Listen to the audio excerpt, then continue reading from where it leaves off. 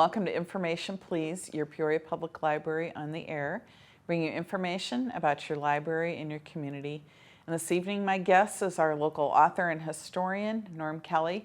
I'm very pleased to have him back. He puts a lot of original material on our library website.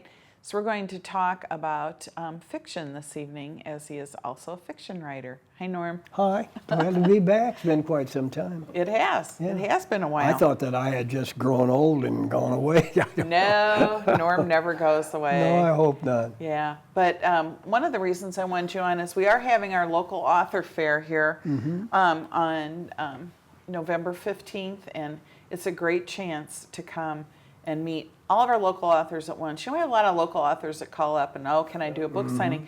The problem is 5 people show up. This way, with having all the authors together, everybody gets a chance to see a lot of authors. The authors can see a lot of their fans. When I was a star, I was on that a few times. Yeah. So it's really fun talking to authors, and especially if you are one, you know. And I've done this across Illinois, meeting with a lot of people and authors. We would have one author, and then all the people, 8 other people, would come. They were not authors, and then they would just talk to you. And when the bell rang, they moved to like one of those rapid or quick fire introduction things. It was really fun. Yeah, really. It is. So it's a great chance to do some early holiday shopping, and the little bit of the proceeds go to the Friends of the Library. So it's a great thing, but because of that, we're going to talk about fiction.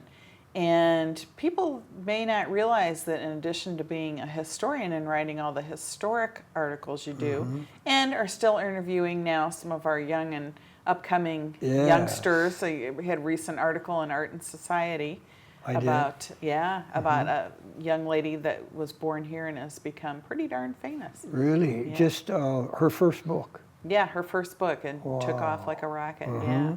But back in the day, before she was born, you were writing little novels, and I compared them to what used to be the dime novels. But these are fiction. But they look great, don't they, in black and white? Yeah, nice and scary. My brother illustrated those. Okay. And somebody told me they were called plaque. Yeah, I heard that term before. But you're right, they're just the little yellow paged things they used to call. But I really was amazed every time he called me and I went down to pick it up. Even though I did it, Tricia, I was impressed. Yeah, there's something different when you see your writing in print. See it. Look at the face on that man in The Terror on the Line. Yeah. And I hope my wife, she rarely watches me anyway. The one on the right started off with a picture of my wife, which we'll see later. I kind of wondered if that wasn't a photo of based on your wife. Yeah. Don't tell her. No. But so we'll make up. She'll never see this, of course. She never. Well, I don't usually tell her. It's funny when you get my age. I was told George there should be a federal law that you should not be allowed to aim a live camera at anyone over 80. That was just not true. And that's the reason you're here, because how many young writers are out there that are wondering, what do I do? Where do I start? And when you started, why did you start writing? Why did you start writing fiction? I think it was 1982. Okay. And I was a private detective and a paralegal.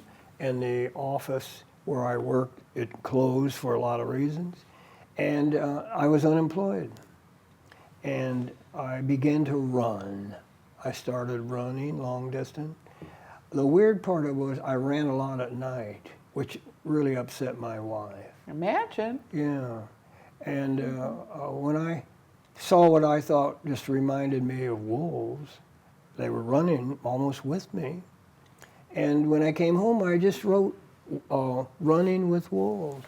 Remember I told you one time the old joke, if I'd have said Dancing with Wolves, maybe we'd be doing this interview in New York City. And so that really started the fiction aspect of it. But I always wanted to write history about Peoria because in the service, when you meet another soldier, the first thing we ask each other are, where are you from? And when I said Peoria, Illinois, the reaction I got, and some of them even nicknamed me the Peoria Gangster. Seriously. And you're close-knit, and I didn't take offense to it because I didn't know what they were talking about. Yeah. I'm almost 84. I lived here when all that was going on. Yeah. And so then I decided to find the truth, and that's when I finally switched away from fiction and began the historical novels and wrote the books and lectured and all that stuff. But always in the back of my mind, I don't know what that means, because it's all in the front of your mind, if you want to know. Anyway, I think it's that feeling that creative people have when you wake up and there's often an idea fully born. right. Just like you were talking about, running, and the dogs were running with you, and they were big, shaggy dogs that looked like wolves. You bet. And that triggers something, I think, and brings from the back of the mind to the front of the mind. When you talk to, I've talked to many, many, many writers over the years and local authors, and usually there's some event that finally pushes people into putting that pen to paper or finger to keyboard or whatever, Yes. and fiction, and causes you to be a storyteller again, and causes you to write fiction. What is the first fiction piece you wrote that was finished and printed? Of running with wolves. Running But with it Wolves. wasn't put in that form. Okay. The first one, The Terror on the Line, as a private detective, it was not illegal then, but we had a lot of listening devices because my attorney boss was an electronic genius. And so we did a lot of kind of shady cases with shady people. I was one of them. I ought to know. And that very book, exactly what you just said, triggered by the terror of the phone call. And what I heard the lady say to me, these phone calls are terrorizing me, Norm, and that's Terror on the Line. Oh, okay. And the next one, In a Deadly Diet, exactly what you said, Tricia. Down at our hospital, my physician boss, I finally got a job, he founded the Eating Disorders Clinic. Okay. But they were all tiny little, thin little tiny people, Yes. But I thought, well, what if you weighed 300 pounds and you wanted in this eating disorders, and they had room, and that's what happened. And in this book, the man that this lady who was a patient fell in love with was her dietitian. And he wanted to marry her, but she finally broke off the relationship because he just drove her nuts. Telling her and diets, and it drove her nuts, Tricia, so she just broke it off. But he said, well, can you come over? And because it was a wealthy guy, and he built this beautiful apartment down in the basement. But she didn't know it was for her. And so when they were down there, he slipped out and locked her in. Uh-huh. And for one whole year, she was in this luxurious apartment, but she could not come out. And exercise equipment, a perfect diet, is metamorphosis, is that the word? Yeah. She turned into then this 103 or 4 pound beautiful creation. Man, she was really something. But notice the title is Deadly Diet, Yes. which means somebody had to die. And I loved that book, but I really loved Terror on the Line. Isn't it funny that I loved them? I loved them. I had this obligation, it seemed, during this haunting period of time, to write them and to bring them alive. I know her like I know a book. Yeah, she's a person to you. She's a real person that lives in your mind. But interesting that your ideas for fiction came from your work, first as a private detective. That's with right. people, listening devices, and people who are afraid of phone calls. And how Yes, many yeah. times have we seen movies and books with, that same theme? And it's always about somebody terrorizing someone else. That's exactly And because what we is are. it? Do we ever find out what makes them do that? I don't know. Yes. In And- these 12 books you do. You do find Yeah, out. you do, because don't forget, sometimes I never hide who the killer is. Try being a mystery writer with suspense. And in the opening line, you know who the killer is. That's one of my favorite tricks. So tell them right off the bat who I did it. did. And then go back and unravel I've done it. And I think those are two examples. You know? Okay. Well, let's look at some more. And can people still get these anywhere? In your library is Murder in Familiar Places. Okay. And I put these 12 in there. A Message from Uncle Earl. So these were kind of like what many of the writers did in the 19th century, where they wrote a series of short stories that were published either by themselves as the dime novels or published in a Absolutely. magazine or paper, and then you published a collection so people can read the collected works, And collection. and you know, like fictional Sherlock works of Holmes and Herman all Kelly. some of the others, the Strand, the old magazine called The Strand. But A Message from Uncle Earl, I was out at the Bartonville Mental Hospital. My nephew, when he just started, was in a play there, and my daughter was with me. She wanted to call her boyfriend, so we got in the car, and we were going to try to see if we could find a payphone. Back when there were payphones. Yeah. And we couldn't. So I drove back, and before we got there, I stopped the car and turned off all the lights. And I could see my daughter's face because there was one street light. And I said to her, Lynn, what if one of these patients, because it's closed, and they let them all out, a lot of them, Yeah. what if one of these patients came back here and decided to live here even though it was closed? I could see the terror on her.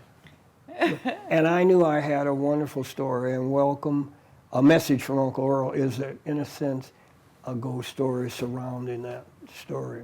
And the same, Welcome Back, Harold is, you can see that's a gate down at the cemetery, but this one was just really connected with this patient and the hospital out there. So I used to go out there, and as an investigator, my boss was an assistant to the Attorney General, and I did a lot of investigating for him. So we would go out there, and there was been a murder, but you can't talk to the patients or anything. Right. So those two are triggered with scary things. Scared me. Yeah. So I think a writer who can be afraid of what he's writing about or she's writing about, can make you sound like it's real. My fiction is real to me. Yeah, So- it's actually in your imagination. Absolutely. These people walk and talk and stalk the night. I know, and I want you to like the person that either is killing people, I know that sounds impossible, and of course the victim. Once I get you feeling about them one way or the other, I can weave a story around them that is scary, and those two are. Now, are those set in Peoria, or did Oh, you sure. invent?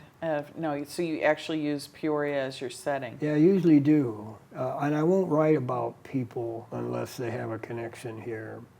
But those are certainly Peoria stories. No Well, doubt. sometimes writers will weave in actual people who are famous, like the governor or the Mm-hmm. mayor or something, and they don't hold a pivotal role. They're just there as background dressing. I'm good at that. As long as it's Peoria, I have a book that is a murder book, strictly Peoria. And people want to hear me say Madison Theater and Main Street and Steak and Shake, and they're somewhere over in Ireland, and they're reading the story. They can't wait to contact me, which is simple. I mean, Yeah. my email is on the bottom of every story. Yeah. Yes, and we should let people know that all they have to do is go to our website, and when you look under that tab that says Using the Library and you get to Local History, Yes. your stories are all there for people to read, and very easy to find. And if you can't find them, you can call us or ask someone. We'll help you find them. I think. But they're that they don't. memorialized I know. there. Yeah. And so people have an opportunity to enjoy them and I get find wonderful them again. emails. Good. I really from everywhere. Yeah. I say even Russia. I mean, it seems impossible, but that you can sit down in Moscow or in Ireland, and maybe you had a Peoria connection. All you have to do is just say Peoria history, and I pop up. Has our international book club done anything with yours where I've we have never that? heard from them. Oh, well, we're going to have to point that out because it's Yeah. Clonmel, Ireland, and Peoria Sister City Organization Oh, have a Skype book club, and the Irish folks are sitting in a pub because it's later at night there. sounds great. And the library's closed, but then it's lunchtime in Peoria, and so they do a Skype, but they take turns picking the book, and they send us books from Ireland to read, and we send them books from here. So that might be a fun thing to do Absolutely. sometime. Could read Norman Kelly. Here's some more: Murder My Pet and Terror Train. Yeah, Murder My Pet. I used to be a professional handler of dogs, and I trained them. I trained really German Shepherds, but I would show other people's dogs. And I competed against two, a man and a woman, who had identical Doberman pinschers. I mean, I could not tell it. I said, why don't you guys have a ribbon on? So they did. Yeah. Because I was the instructor. Yeah. And I thought about them. And the character in this book is a gambler, tremendous bills that he owed, terrorizing telephone calls. And so he brought home two German Shepherds. No, he didn't. They were Doberman pinschers. Dobermans. That's right, they were Dobermans because they look more like. Yeah. And he gave one of the puppies to his wife. She never saw the other one. And it says, Murder My Pet. So we know who the killer is, don't we? Right. And how that came about. That was an intense Oh, book. yeah. That'd And I take some. really enjoyed the attack scenes when I was training him. And I loved that book. But Did you put yourself in the book always do. A lot of people by your who- own name or by another name? No. A lot of people who think they don't know anything about me, all they have to do is read some of my books. And there the you are. fiction one. The fiction ones. And Terror there you are. Train, do you know Sydney, the name Sydney Greenstreet? It sounds very familiar, but I couldn't tell You'd you. have to be an old man like me to love Sydney Greenstreet, Maltese Falcon, and he. Oh, and, yeah, and of I course. loved Sydney, and that voice and that girth, and he was so perfect. We have a man here who's a Boston lawyer, and he went to California after he closed his father's estate just to relax with his friend. And Sydney Greenstreet, right, comes on board the train and sits with this man. And he tells him that he's a psychiatrist, and they have wonderful conversations, I hope it is. Because the truth is, he's not a doctor or a psychiatrist, he's an absolute murderer and maniacal serial killer. And from the hospital he escaped, he pretty much slaughtered a lot of the people. And it's Terror Train, so we know somebody has to die, right? Right, on the train. And I like that. I like stealing characters because there's only certain kinds of terrorizing looking people. Right. You know, Peter, what's his name? I don't know. Well, it's interesting that you said escaped from the hospital because nobody's in the hospital anymore for being crazy and murderous. And I mean, we see that. Fortunately, this is all every day. back when that was common. Back when it was common, yeah. And- You had to and worry the- about escape from the hospital, but now it's more like people are off their meds and I know, and of course, our own hospital situation here, we released a lot of people. Some of the bad ones went up to Galesburg, Illinois. And into another And they were out, a lot of them were out. And that's, remember when I talked about a prisoner coming back home? I mean, that's all they knew. yeah. But those are not for the faint of heart, Those are, you know. if you really enjoy a murder mystery. Right. Well, then we've got The Bookkeeper's Dream and Murder Most Timely. A bookkeeper's dream, there's no murder in this. Oh, But, darn. I Did think- somebody steal money? But there is, in a sense, that the bookkeeper, just an old man that is on his last days at this company, worked since he was young. Yeah. And he was a bookkeeper, which really means a pencil and an old-time bookkeeper. And his only hobby was he loved Peoria players. And he early on acted a little bit, did some things. But in the book itself, he wants to retire. Well, what we learn very quickly is that he's an embezzler, a nickel and dime type embezzler. And his whole system that he set up, and when he gets ready to leave, they treat him like a dirt. Yeah. They really do. And he had a certain amount of revenge. But in the end, what he really did over at Peoria Players was a makeup artist. Really could just transform you into anything. So I want you to keep that in mind. When he goes to retire, the old boss that he's known all his life, he said to his boss, "Can I hire my replacement?" And the boss said, "Well, certainly. I mean, who better to do it?" And he went through the charade. I can't tell you anymore, but in the end... Without giving away the story. Exactly, because in the end, I just want to remind you that he was a makeup expert. And in The Bookkeeper's Dream, his whole life was dreamed about this island and this woman, and that was a complicated one. Yeah, I could have easily killed someone, but I said, why? Why bother? Why bother? In a Why kill sense- somebody? In a sense, I did, didn't I? In a sense, I Yes. killed off the bookkeeper. Yeah, the original bookkeeper. That one- As we knew him. That one, I don't think you can put that book down.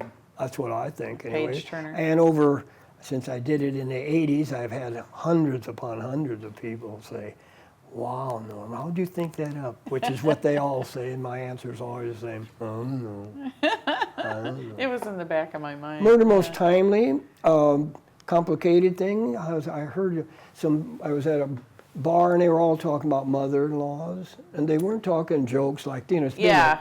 They didn't like this woman, these men. Yeah. And I thought, why don't I just kill off a mother-in-law? That's what I thought about. There's- And I went home and I set the setting, a married man and his wife, the daughter, and the mother-in-law lived there. And the reason why they tolerated her is because she had been injured or so forth. And as long as she was an invalid, the money kept coming. You get it? Yep. Well, he didn't want that to ever stop, so he went ahead and figured this all out. And the reason why it's called Murder Most Timely, because he had dates and things that were coming up. They had to get this done before that happened. And so in Murder Most Timely, I don't on think... a schedule. You were. I should have called it a schedule of murder, because there's murders and attempted murders in this, Yeah. of course. And right there, he's burying the body. That's me, burying the body. That's you. And the lantern, you know. I just told that to my brother, and that's what he did. But I think that Murder Most Timely was not one of my favorites because it was too complicated. Oh. You know, I tried not to, but his guy was a thinker, boy. Yeah, thought of Yes. too much Too stuff. much. But Yeah. it was awful. Actually, Samantha's Last Tea Party, isn't that a beautiful illustration? I just is. love it. And I guess that's blood, isn't it? Yeah, I was gonna say it Or looks is a it little lime? vampiric. But this one, I wanted to learn how to be a scuba diver. And I was pretty old. And when I looked at all the bikinis and all the young people, I wasn't in the wrong place.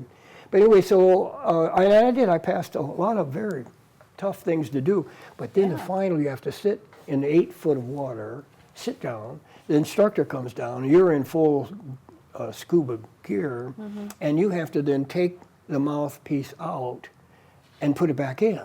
That sounds simple, but I could not do it. And that really irritated me because, you know, I mean, I'm kind of an athletic person.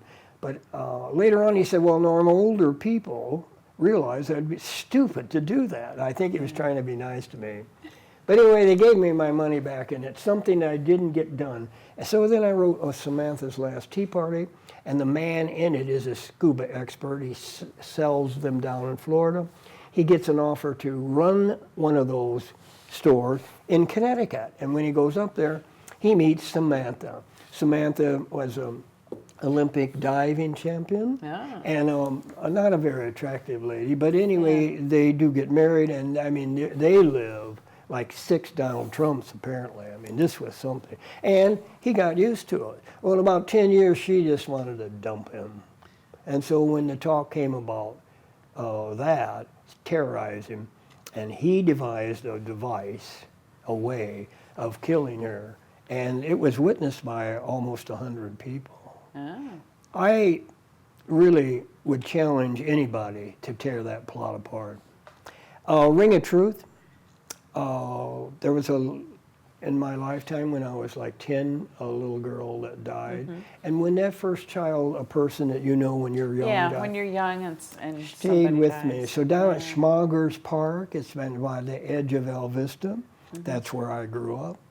And I saw some guy with, what is that right there? You know those, Yeah. what are they, detector or sometimes? Yeah, What are they metal called? detector. Metal detectors. And I sat there and watched him. And I really wanted to say, hey, if you find a penny, an Indian penny we call them, it's mine.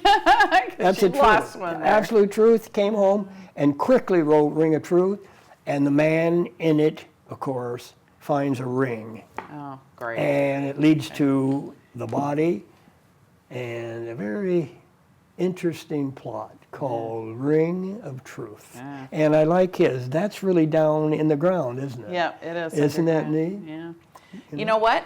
We're out of time for this show. We talked a lot, but real quickly here, we've got more things you've written. That's and right. You There's can my find them wife. all. Yep, I promised you can find that. them all. That's but my I'm going to wife. have you on again next week, and we're going to talk about real murders in Peoria. Oh, okay. So in the meantime, you can read all of Norm's fiction at Peoria Public Library or on our website, peoriapubliclibrary.org. We'll see you next week on Information Please.